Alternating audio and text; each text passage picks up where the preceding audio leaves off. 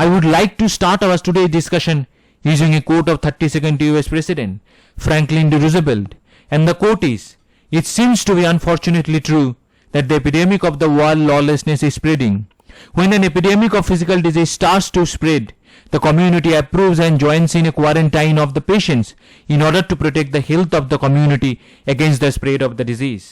I am using this quote to describe the Chinese military ambitions and how the China are spreading their influences, using their military might to affect the geopolitical decision of other countries. Chinese are doing so since the rule of communist inception in Chinese politics. The Chinese President Mao Zedong started it. It still prevails in Xi Jinping's present regime. Now the question is why China is doing so. If you are an ardent follower of international politics, then the answer is quite simple. Because it is all about gaining superpower tag, snatching undeclared world power tag from America. America has gained this superpower tag by strengthening its military. Not only American military is powerful, but they also have military bases all across the world. United States have 750 military bases in 80 countries. The United States operates a global network of military installation on every continent. That means US have tried to install their military hegemony in all countries and all the oceans across the world. China is simply trying to replicate US plan by copying the US strategy. But for China, things are always suspicious because the China is not a democratic country. It is an authoritarian communist regime. Being an authoritarian country, China lacks efficiency of making their influences. US made the deal with the countries on paper. They established their bases legally under the garb of rule-based world order. That is why almost all the bases of the US are in democratically ruled countries. But the US also have bases in authoritarian countries. The US had chalked out their plan after the end of the World War II. They knew that the world order was changing. During the World War, Germany was the main enemy state for the US and the West. But after that, USSR or today's Russia became main Western adversary. US is not only powerful because of their overseas military bases.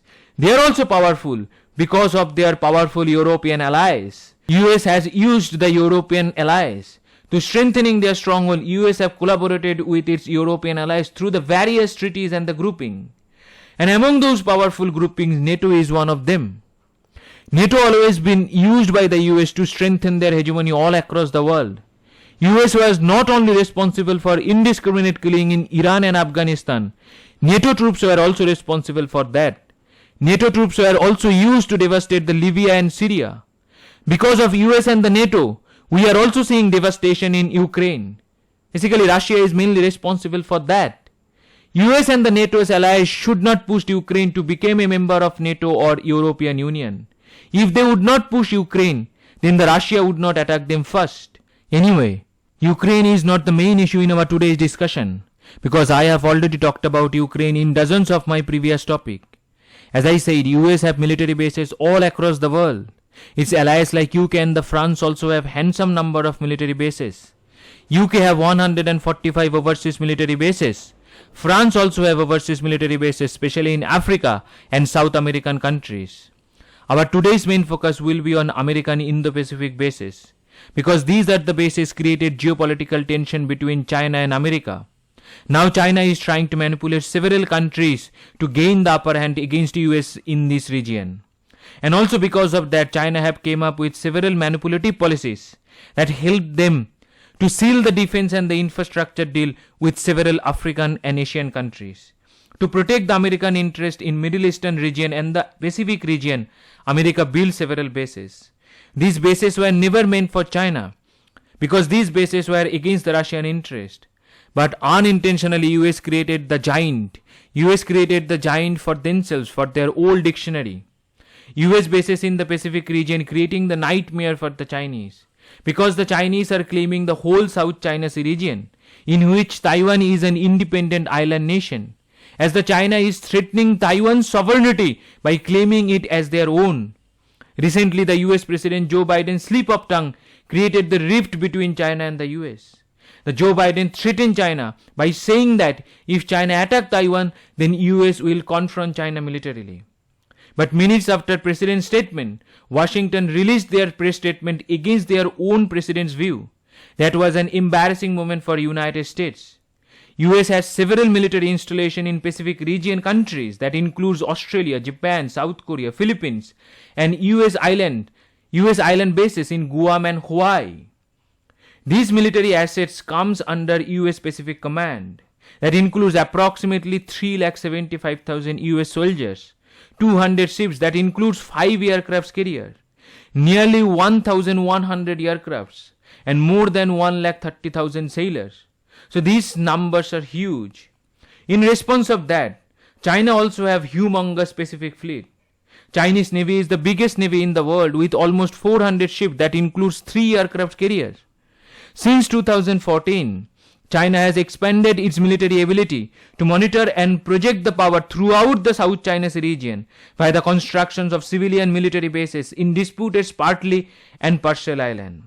This includes the new radar and the communication arrays, airstrips and the hangars to accommodate combat aircrafts, and deployment of mobile-to-surface air-surface missiles and anti-ship cruise missile system. The Chinese radars, those are placed in those islands, have several capabilities. The radars includes the China's KJ-500 airborne early warning system and controlled the aircraft against the airborne targets at 25,000 feet and targets at the sea level. China has also placed J-11 fighters along with H-6 bombers. These aircrafts are on Woody Island.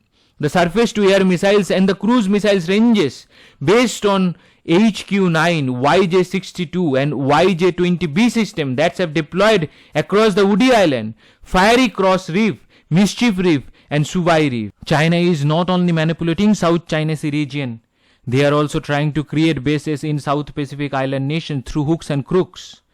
China recently signed defense deal with Solomon Island that raised eyebrows in American camp because those deals were secretly drafted by China. Under that deal, China will be able to deploy Chinese soldiers in that island nation secretly. China is using their commercial interest to trap countries in Pacific Ocean region.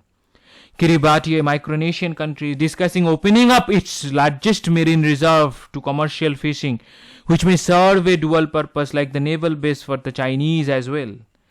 China was also trying to convert the Vanuatu Santu Island into a dual purpose facility like they were doing in the Kiribati.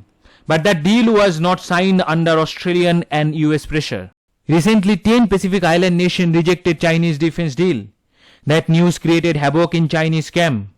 Because China is an economical and military powerhouse, being so powerful, their offer was rejected by small Pacific Island nations having only few thousands of population. So world is changing. World order is shifting.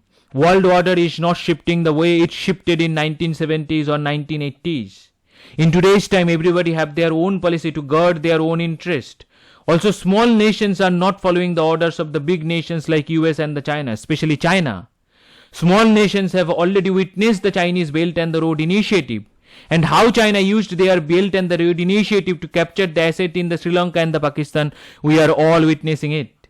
And how China is trying to convert those assets into military assets after capturing. So things are getting complicated for China because the Chinese intentions are not true. The China has built the bases in the African nation Djibouti to isolate India in Indian Ocean region. But they are already in trap because India has total military and the political influence in Malacca Strait. Without Malacca influence, Chinese are nothing in Indian Ocean region, whether they will going to have Hambantota, Gwadar or Djibouti. Because without military ships, those ports are just good for nothing. Whatever the way China might take to reach to make themselves superpower, but they will always fail. Because China is a country with a very little amount of friends. Without friends or believed partner, a country cannot reach its zenith. In this case, US will always stay ahead of China. US reached its zenith because of Europe. Europe is America's undeclared colony, whether Europe like it or not. China is also trying to make the Africa as their undeclared colony, but not in a good way. Because of that, Africa is drifting towards India, now slowly but steadily. To make himself superpower, China need to strengthen their new rules, need to strengthen the strategic rules and the order on the best of the United Nations. After that, the China will going to make themselves the great nations like the United States and the some of the European nations, those who have built their country's policy on the basis of the United Nations policy. Because of that, the world is believing on them. And the Chinese are not believable partner because they do not follow the rule-based order. Now the questions. The first question is, India provided a grant of nearly INR 68 million to which neighboring country for constructing of school building?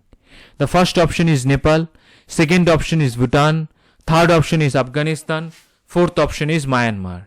The second question is, as per the recent statements of Chinese embassy in India, the recent modification of FDI policy of India is against the rules of which international organization?